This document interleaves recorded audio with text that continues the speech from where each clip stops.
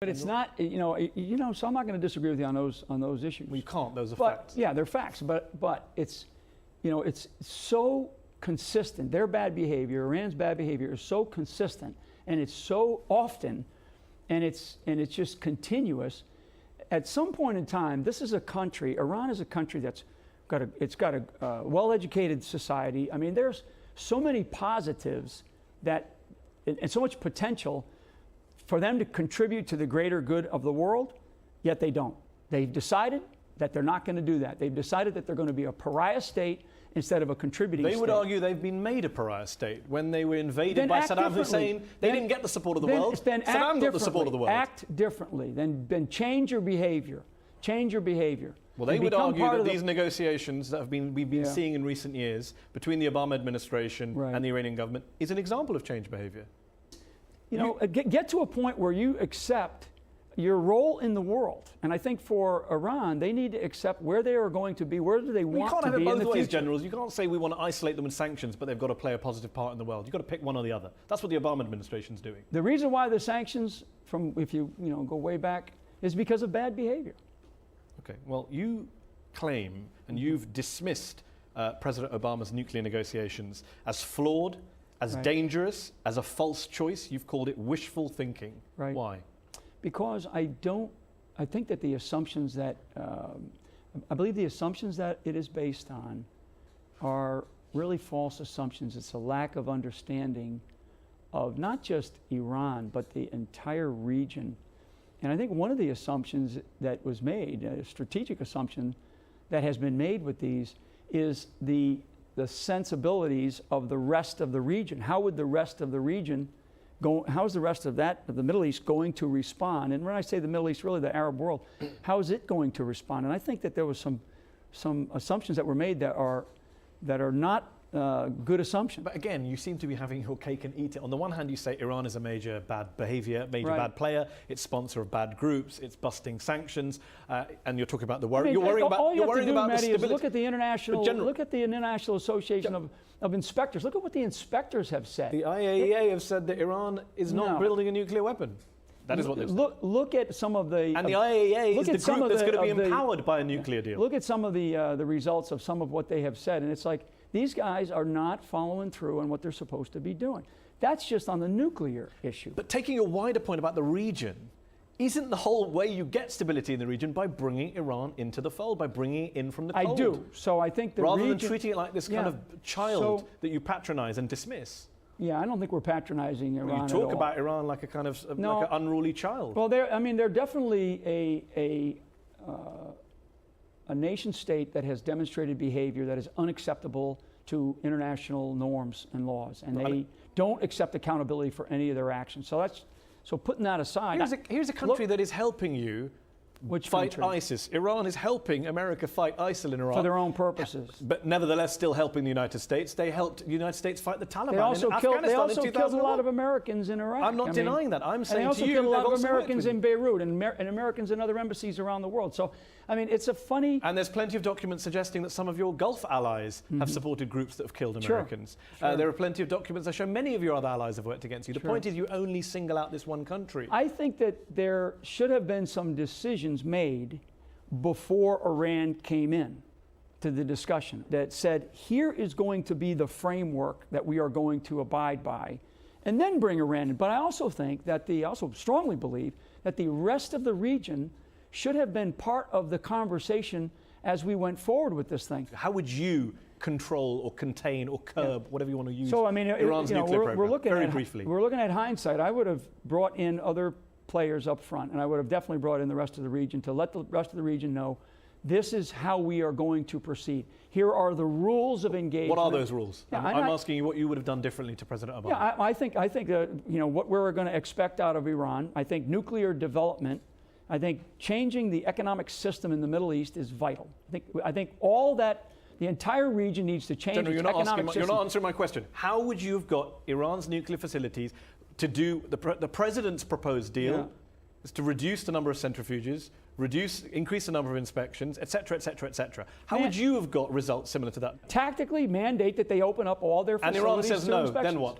then keep them at bay and not allow them to have nuclear weapons. But every single nuclear expert agrees that keeping them at bay, keeping the status quo, allows them to carry on enriching uranium. They've gone from 160, I think, centrifuges to 20,000 right. under your system, under the status quo. Right. So why do you think it would work again? Isn't doing the same but thing again and see, again? you're arguing their bad behavior. I'm saying to you, they were able to do that.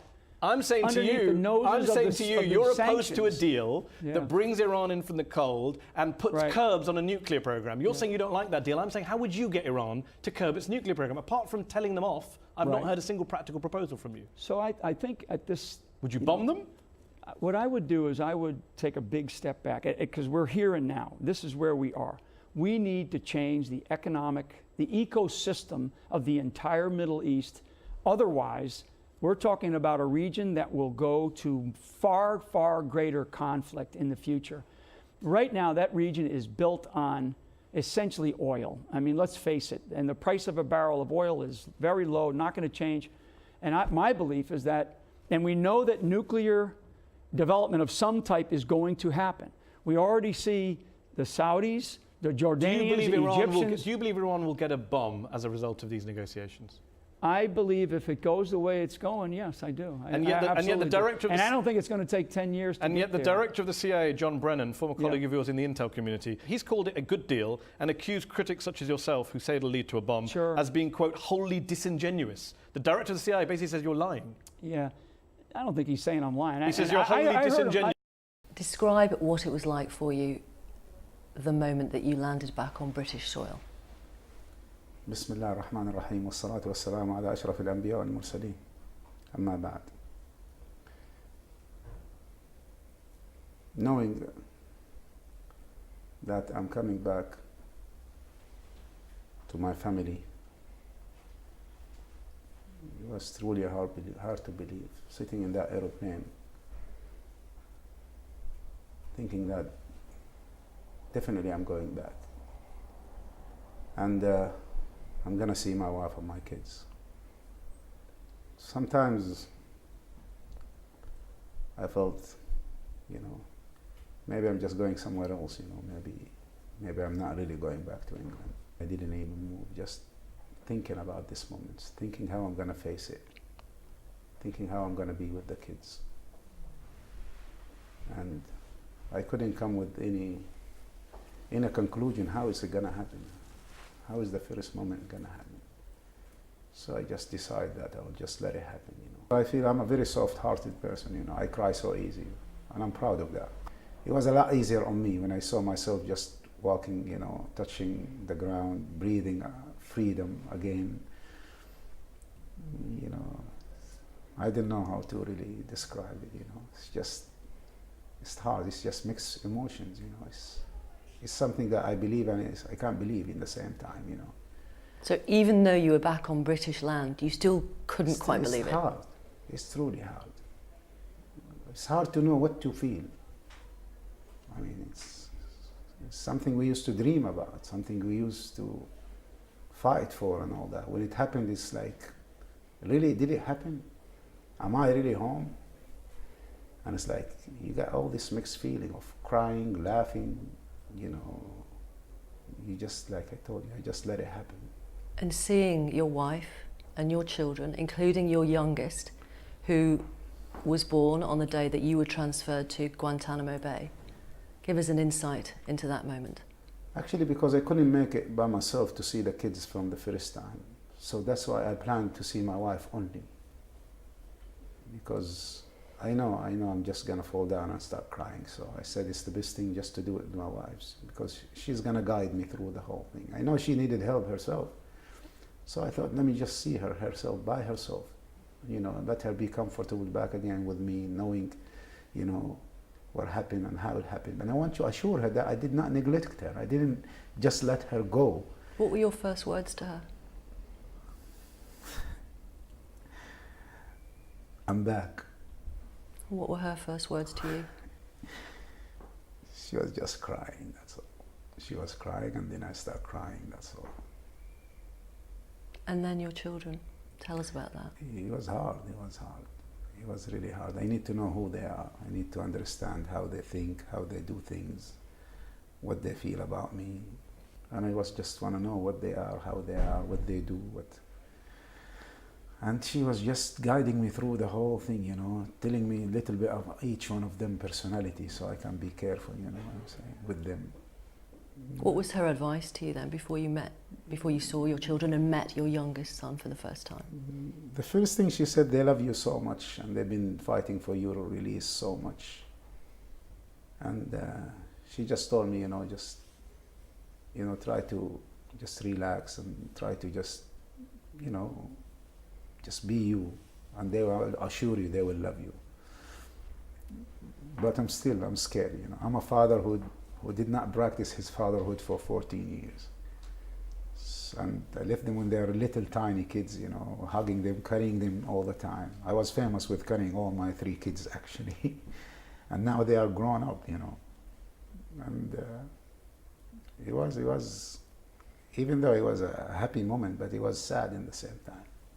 Because he was happy that I've seen my kids again. But it was so sad that the feeling is not that they're my kids, They look at me and they're just trying to know who is this person, I don't know, but through their eyes, I feel like they're just looking at a stranger, Did they run to you? Did they hug you? Not at all. Even though it's sad to say that, but they're teenagers, They just stood there, What did you say? I was the one first who was of all? running to them, You ran to them? Yeah, and hugged them and cried, and they were just standing there still. But I said, thank God now things changed, even though it's been a month and a little bit more, but things change a little bit, and they start to realize that, their dad loves them so much, and he's trying to do everything to comfort them, to be there for them. And they're coming along little by little. Can I ask, how did you introduce yourself to the son you have never seen, your youngest?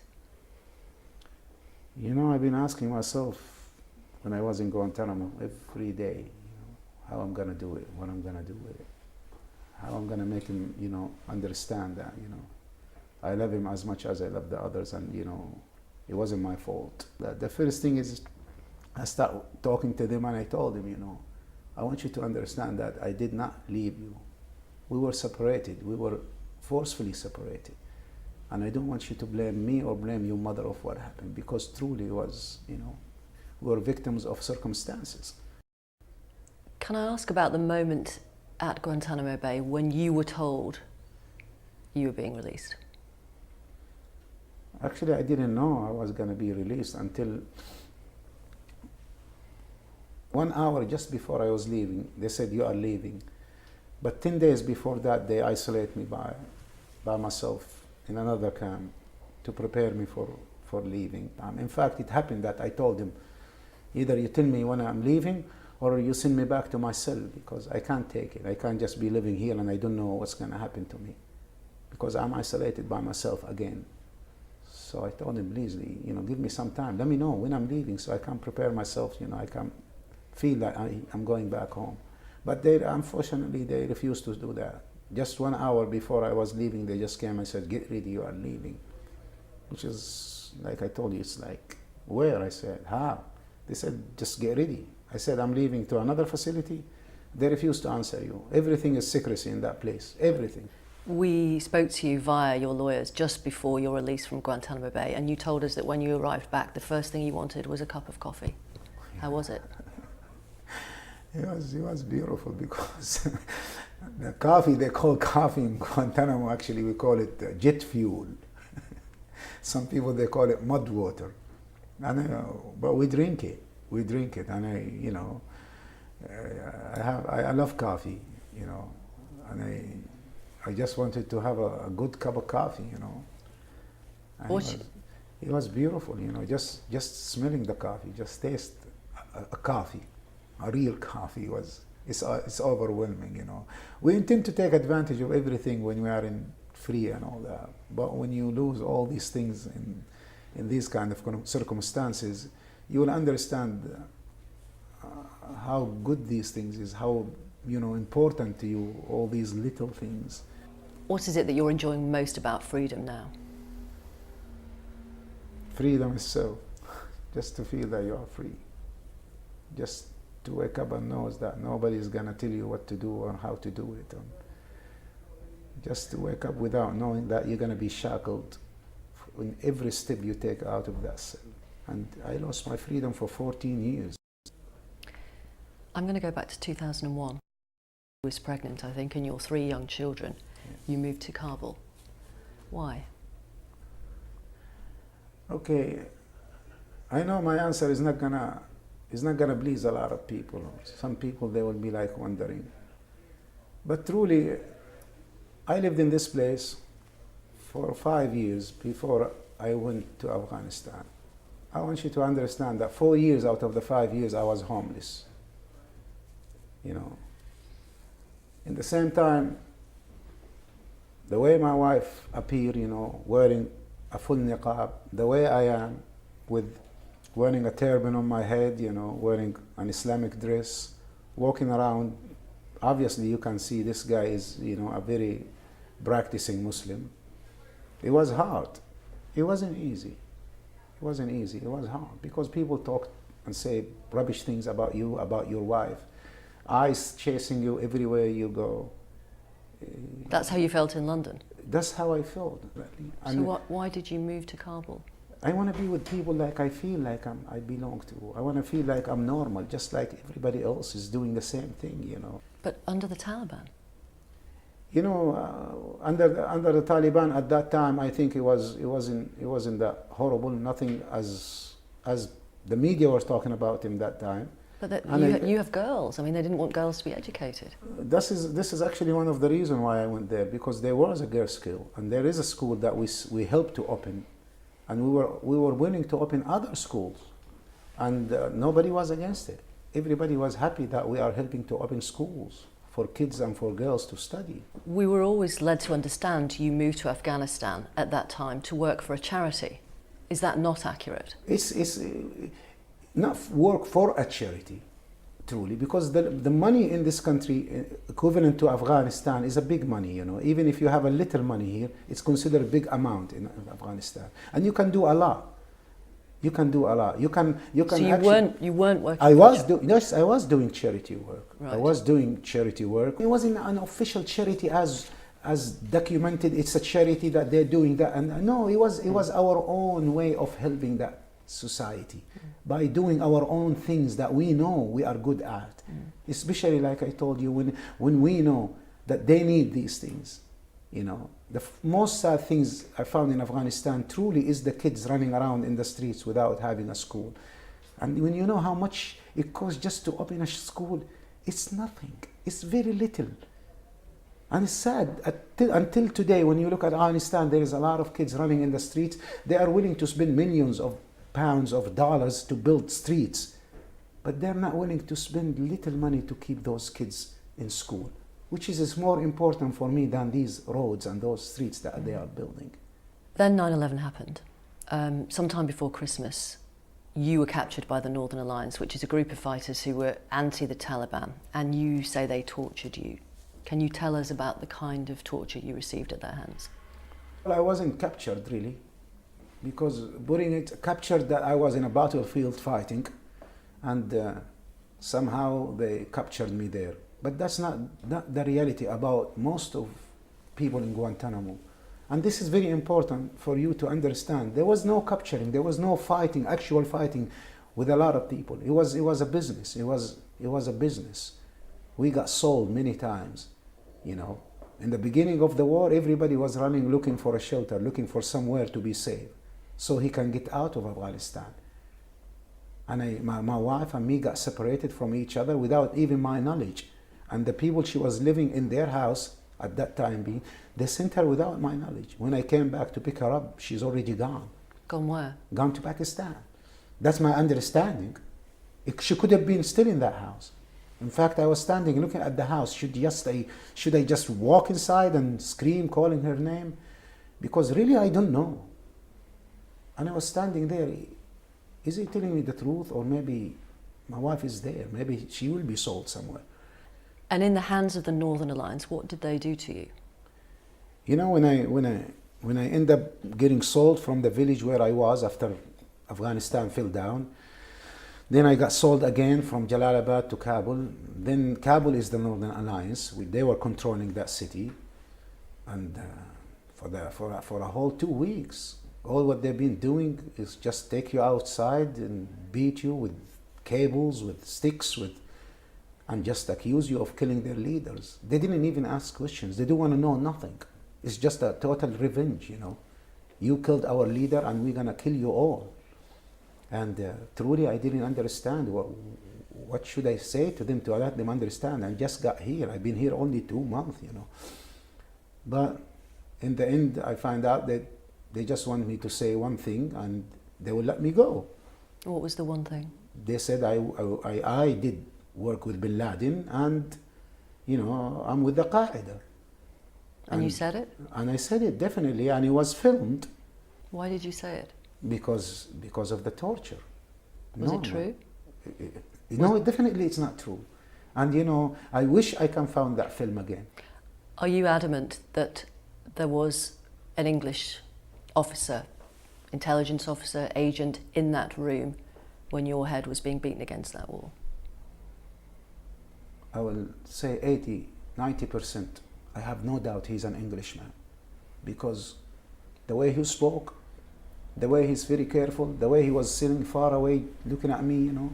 And because the day before, I met John, who already told me I'm with the MI5 intelligence service and I came to ask you a few questions. So I have no doubt he was an Englishman, the way he spoke to me. The questions they ask, and this is the sad thing about why I believe that a lot of harm happened to me because of this issue, because of what is being told about me. But this is, for me, this is not the time to talk about it. But I know there is an involvement, British involvement in this issue. Did this English intelligence officer take part in the violence against you? No. Did he make any attempt to stop what was happening to you? No. Could he have done? Yes. Indeed, they can. If what you have said is true, then he was complicit. Or maybe he's unable to do anything. Because I hear it from others, not from him, not from John himself, but I hear it from others that, listen, this is all totally Americans. But you just said he could have intervened. Yeah, he could. What else would British agents be aware of in terms of your treatment at Bagram? Everything. I think they know everything. So the way you were held, the fact that you were in cages, the freezing temperatures, the water being thrown upon you, the humiliation, isolated by the myself. violence. Because one thing about me that I've been isolated from the first day I arrived. I was by myself in a cage, by myself all the time, and most of the time standing up. 18 hours a day, 16, 18 hours a day, every day awake, and every day standing up, sometimes with my hands out, and you cannot miss me. You cannot miss, because you see the way the construction is, the hangar has 2 doors, and where I am, no way you can go to the back or come to the office where is the interrogation without passing by me. You can't. You have to. So British intelligence officers would have seen you? Definitely, they have to see me. They can't not to see me. So do you believe then the then British government knew that people like you were allegedly being treated like that? Honestly, I don't want to say government here. What would you say? Because I don't think it's really something to do with the government as much. I think it's the intelligence service, which is totally, for me, different than government. Because I've seen what the government did for me in the last years. I mean, they really, I believe they really, truly, they try to help me out. And did they say to you, tell the truth? Yeah, or you will die? But the whole thing is, I told them the truth. But the truth that I've been telling them is not the truth they want to hear. It's not about the truth, I told you. Because if anybody wants to the truth, he have to listen to you. But how he wants the truth if he's not even listening to your answer? So what do you think they wanted you to say? They just want somebody to victimize. They just want a black sheep. They want somebody to say yes, and he did it, and he said it, and he agreed that he did it. Said what? So What did that they want you to say? he's with Bin Laden. Because I believe that video that is being filmed, that I said I'm with Bin Laden, I think that one made a big thing on the American to think that I'm a big guy. You And don't remember telling them you worked with Al Qaeda? No, not at all. But I remember telling them one thing. I said, listen, if you want me to tell you I worked with Bin Laden, I will tell you that. If you want me to tell you that, hey, you know the Second World War? He said, yeah. I said, you know who's behind it? He said, yeah, we know. I said, no, you don't know. It's me. And then he looked at me and he said, what, you trying to mock me here? I said, no. You just want to hear anything. So I'm telling you whatever you want to hear. I will tell it to you to stop. But like you said, it's not going to be stopping because they're really just looking for somebody to blame. And you signed a statement too, saying you worked with Bin Laden? No, I didn't. That's another lie. I never signed anything from the day I was kidnapped until the day I left Guantanamo. I did not sign a single paper. There were threats against your family during that time. One particular interrogator, I understand, threatened to sexually assault your then 5-year-old daughter. Yes, that was in Kandahar actually, and that was the hardest thing. That's the hardest thing that I ever heard. What did he say? That guy, he called himself actually Sally, and I think it's the worst experience ever I lived in my life at that time, because I was in a tent for 10 days, starving, no water, no nothing. And Sally used to play me on, sometimes he cared for me by taking me out of the tent, sitting me with the guards, heating my food for me and giving it to me to eat. And another day, he will stick me inside the table, the desk, in that small space where the chair is, and 3 or 4 of them, they will just beat the desk with the big chairs everywhere, left and right. And they beat me from my side, so but it does not hit me directly.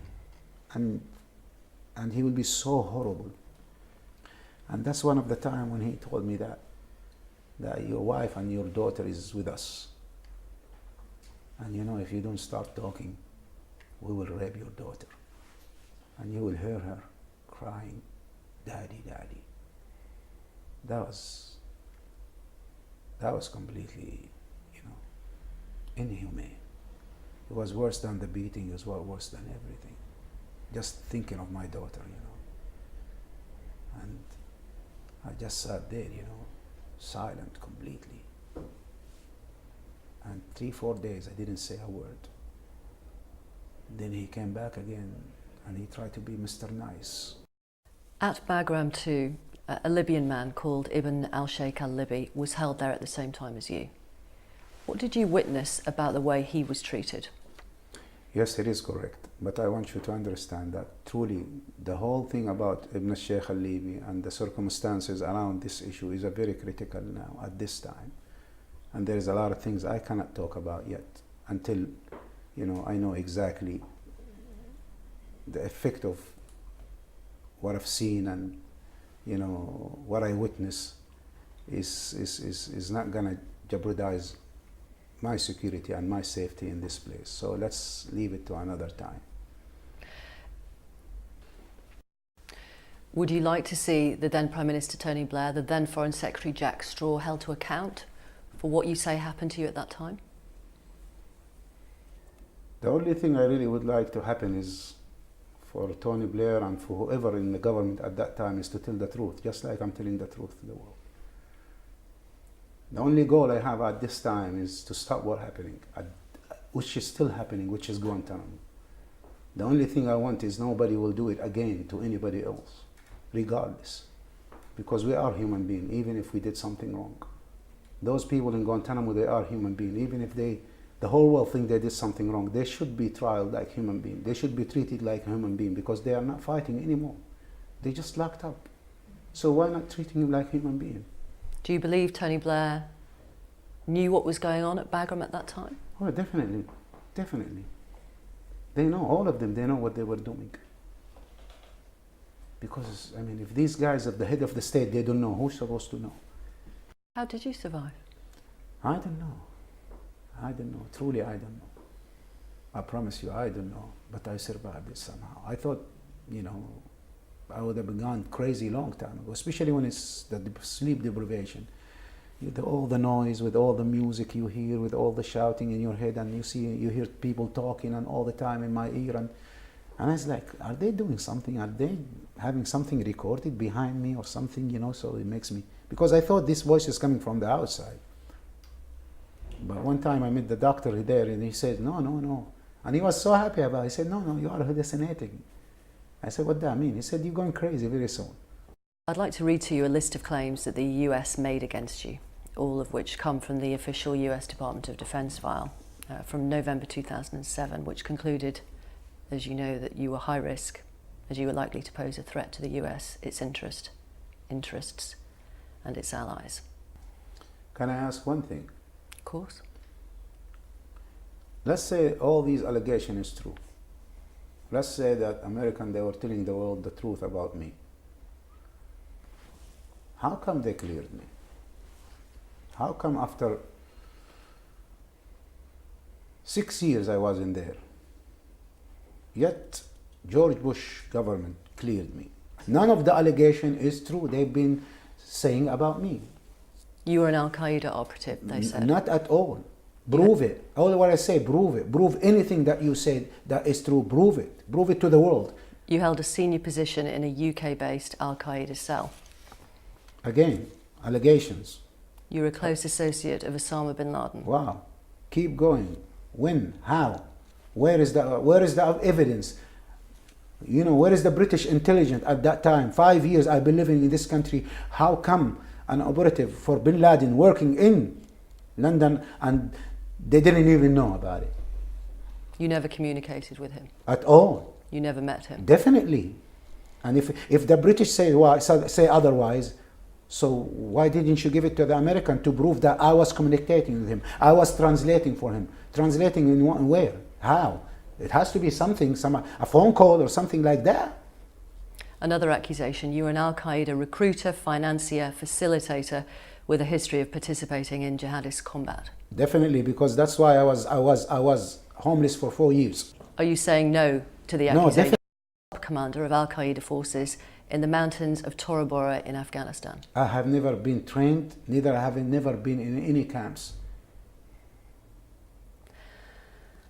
That while you were in Bosnia in the mid-90s, you met Baba Ahmed, who was later sentenced to 12 years in the US for being behind a website which supported terrorism. In fact, I was with Baba Ahmed yesterday, last night. I see him for after 15 years. He came last night to visit me. And I will tell you one thing.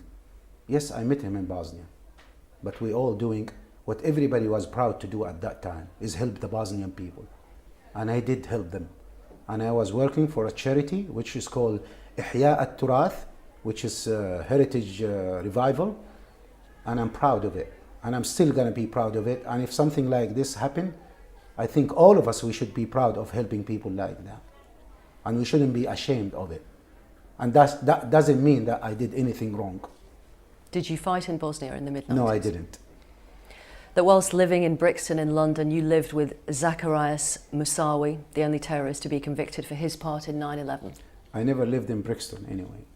Did you live with Zacharias Moussaoui? No, I didn't. And if I know Zakaria, if that Zakaria they're talking about because of the mosque issue, because I pray in different mosques all the time. And the way I am, I'm friendly with everybody. And I promise you, I will talk to anybody regardless. I told you, I don't ask people what they do, who they are, you know. But you knew him? Truly, it could be because I meet a lot of people in Brixton Mosque. We sit there, we have as you call halaqa, which is a circle. People sit there and talk and discuss issues about Islam, about things and all that, which is normal. Anybody can be there. Anybody can be there. But it does not make me the bad guy. You know, it's what I did. It's not whom I know. The file goes on to say you had links to well-known British jihadis like the Jordanian cleric Abu Qatada, like Abu Hamza, former imam at the Finsbury Park Mosque in London.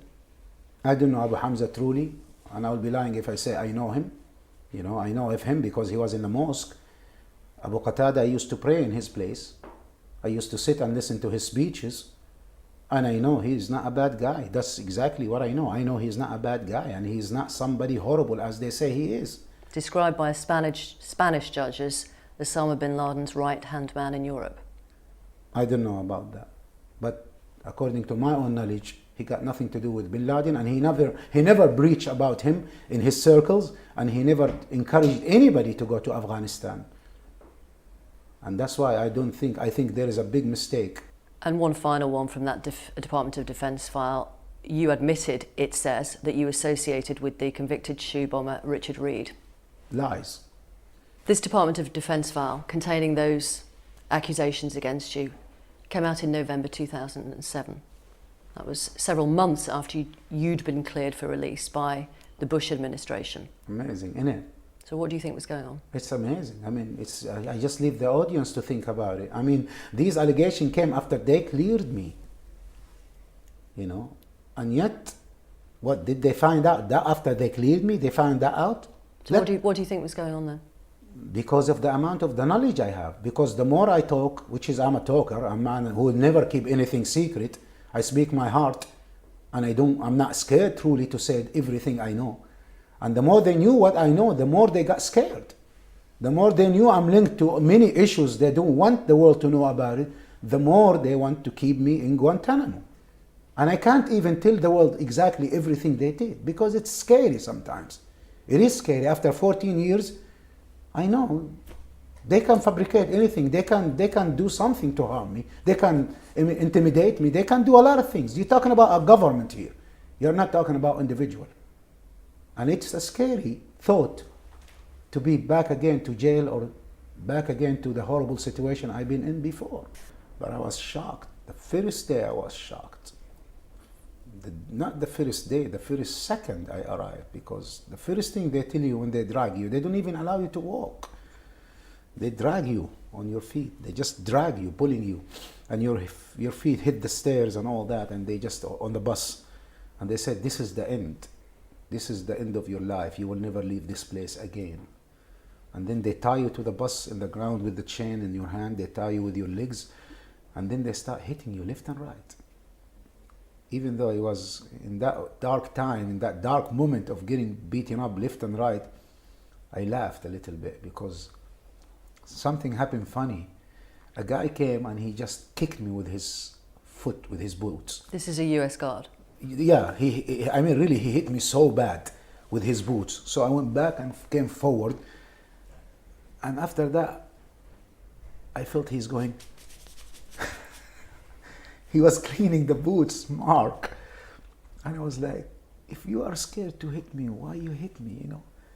And I was like smiling with myself. I said, this idiot, you know, he hit me so bad, and then he's cleaning, you know, where is the hit is, so nobody can see it.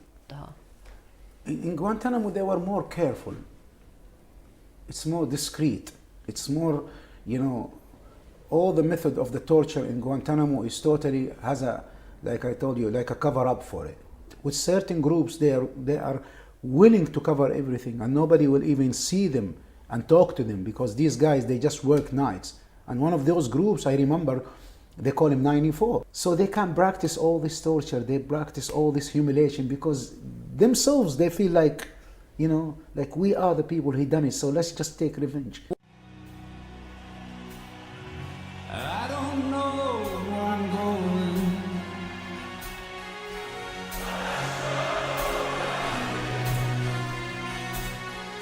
Hanging on the promises and songs of yesterday. I've made up my mind. I ain't wasting no more time.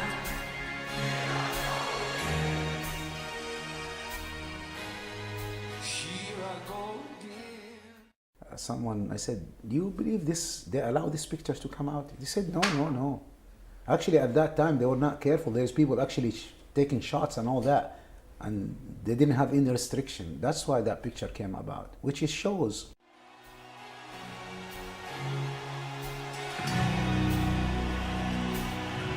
I don't know where I'm going.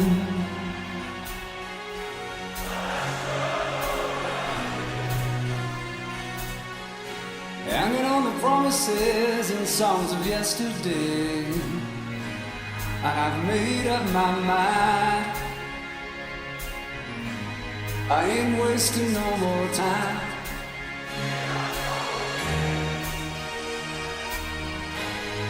Here I go again. Let him up, Jim. Let me see you, London. Come on.